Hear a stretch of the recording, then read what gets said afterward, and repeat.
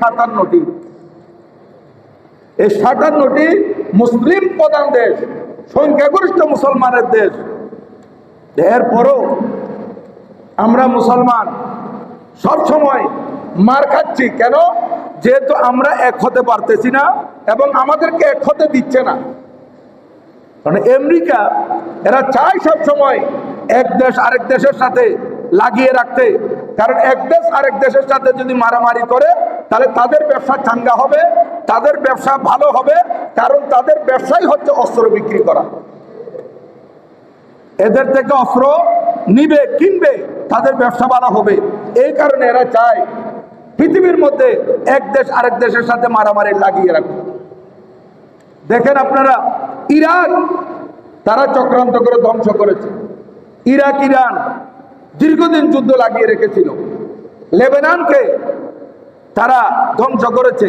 আফগানিস্তান সেখানেও তারা যে কোনো প্রকারে মুসলমানকে মারার জন্য এই আফগানের উপর আক্রমণ চালিয়েছে। আফগানিস্তানকে সোজা হতে দেয় নাই।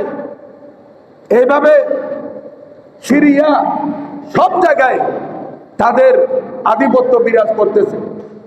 কিন্তু আজ আমরা মুসলমানরা যদি এক হতে পারি, সারা পৃথিবীর মুসলমানের বিবেক যদি জাগ্রত হয়, ইনশাল্লাহ দেখবেন মুসলমানরা আবার মাথা উঁচু করে দাঁড়াতে পারবে।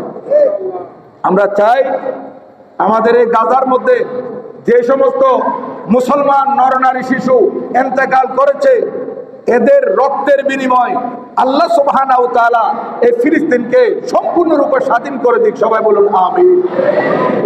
আমরা সেটাই চাই। যে রক্ত ঝরেছে গাজার জমিনে, যে রক্ত ঝরেছে রাফার জমিনে, মুসলমানের রক্ত বৃথা যাবে না। আমাদের ভাইয়েরা যারা শহীদ হয়ে গেছে, শাহাদাতের মর্যাদা অনেক বিশাল। শহীদ আল্লাহর দরবারে অনেক সম্মানিত। আর এই শহীদের রক্ত পবিত্র।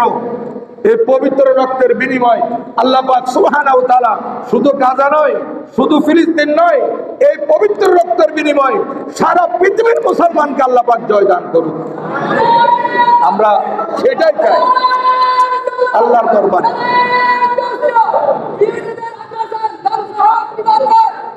আজ আমরা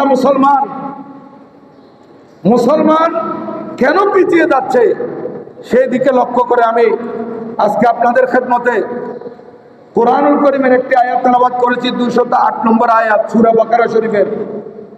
আমরা মুসলমান, নামে মুসলমান, আমরা পরিপূর্ণ ইসলামের ভিতর প্রবেশ করছি না।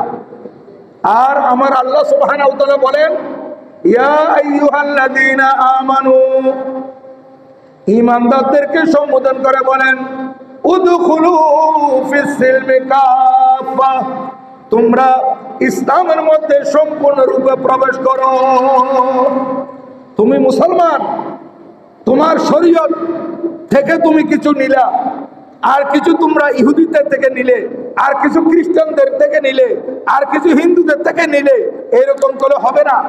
আমার আল্লাহ বলেন, উদখুলু ফিস সিলমি কাফা, তুমি যখন মুসলমান হয়ে গেছো, সম্পূর্ণরূপে তোমাকে ইসলামী অনুশাসন মেনে চলতে হবে।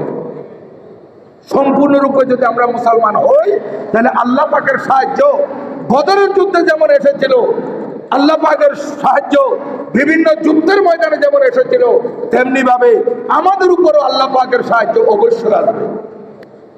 আমার আল্লাহ বলেন, ওয়ালা তাহিনু ওয়ালা তাহজানু ওয়া আনতুমুল আলাউন, এই ইমানদাররা তোমরা চিন্তিত হইও না, তোমরা দুঃখিত হইও না, তোমরাই বিজয়ী।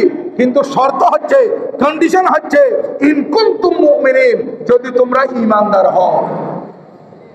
এখন আমরা মুসলমান দাবি করতেছি, কার অন্তরে ঈমান কতটুকু আছে?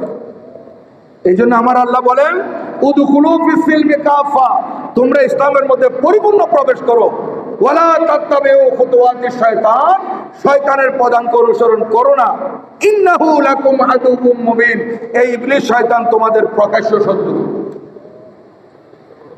সম্মানিত মুসল্লিয়ানে কেরাম, তো আমি আজ আপনাদের খেদমতে আল্লাহর প্রিয় মাহবুব সাল্লাল্লাহু আলাইহি ওয়াসাল্লামের নূরানি জবানের বাণী একটি হাদিস শরীফ আলোচনা করার ইচ্ছা পোষণ করেছি। যে হাদিস শরীফের মধ্যে আমার নবীজি বর্ণনা করেছেন কিভাবে শরীয়ত বিরোধী কর্মকাণ্ডের কারণে ধারাবাহিক আল্লাহর গজব আসে। একটি দুটি নয়, ধারাবাহিক আসে এই অপকর্মগুলো। শরীয়ত বিরোধী কাজগুলো কি কি আমার নবীজি হাদিসে পাকে হাদিসে প্রায় 15টির আলোচনা করেছেন। হযরত সাইয়্যিদানা আবু হুরায়রা রাদিয়াল্লাহু তাআলা থেকে বর্ণিত হাদিস, আন আবি হুরায়রা রাদিয়াল্লাহু তাআলা قال قال رسول الله صلى الله عليه وسلم اذا اتخذ الفيء ولا والامانه مغنما والزكاه مغرما وتعلم لغير الدين وأتى الرجل امرأته وأقى أمه وأدنى صديقه وأقصى أباه وظهرت الأصوات في المساجد وكان ساد القبيلة فاسقهم وكان زعيم القوم أرذلهم وأكرم الرجل مخافة شره وظهرت القينة والمعازف وشربت الخمور ولعن آخر هذه الأمة أولها فارتكبوا عند ذلك ريحا حمراء وزلزلة وخسفا ومسخا وقذفا وآية تتابع كنظام قطع سلكه فتتابع رواه الترمذي أو كما قال النبي عليه الصلاة والسلام। আল্লাহর প্রিয় মাহবুব সাল্লাল্লাহু আলাইহি ওয়াসাল্লাম ইরশাদ করেন, এটা তিরমিজি শরীফের হাদিস। আমি আমার ছাত্র ভাইদের অবগতির জন্য জানাচ্ছি যে এটা মেশকাত শরীফে আছে 470 পৃষ্ঠায়।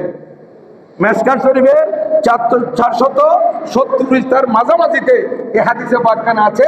কসিরুর রবায়া বাগবান রিসালাতের খুশনুমা গোলাপ আমির আসহাবুস সুফা হযরত সাইয়্যিদানা আবু হুরায়রা রাদিয়াল্লাহু তাআলা আনহু এই হাদিস খানা বর্ণনা করেন যে নবীজি সাল্লাল্লাহু আলাইহি ওয়াসাল্লাম ইরশাদ করেছেন, ইজা তুহিজাল ফাইয়ু